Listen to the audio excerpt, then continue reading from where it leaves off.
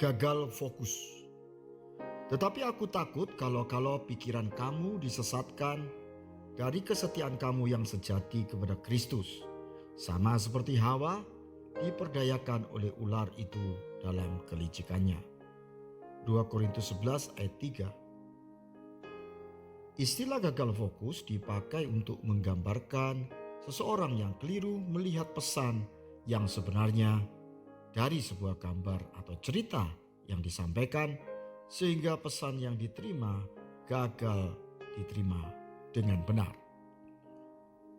Rasul Paulus mempunyai kekhawatiran bahwa orang Kristen di Korintus gagal fokus atau tertipu dalam menangkap kebenaran Injil. Rasul Paulus menamakan Injil yang lain.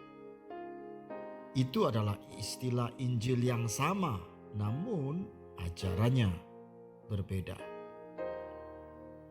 Kegagalan fokus seringkali terjadi karena seseorang sudah mempunyai persepsi sendiri, sehingga ketika diberikan informasi, ia membelokkan isi informasi tersebut sesuai persepsi yang sudah ada di dalam pikirannya.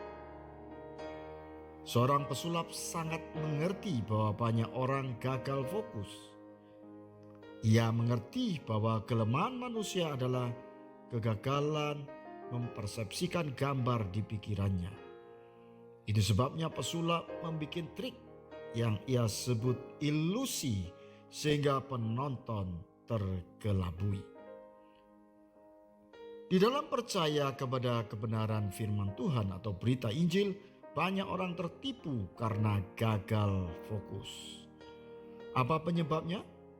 Alkitab menulis ada dua. Yang pertama, kekhawatiran dunia, dan yang kedua, tipu daya kekayaan.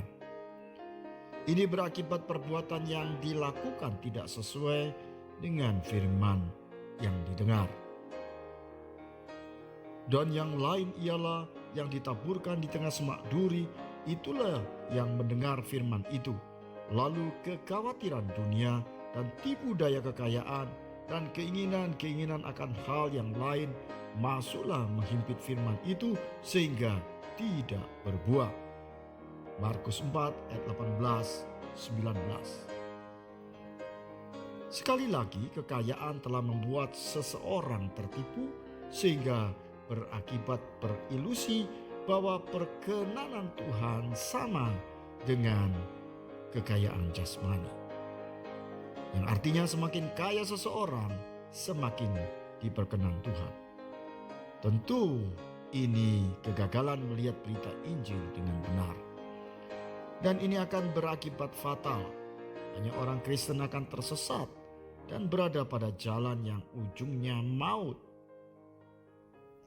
Kesudahan mereka ialah kebinasaan, Tuhan mereka ialah perut mereka, kemuliaan mereka ialah aib mereka.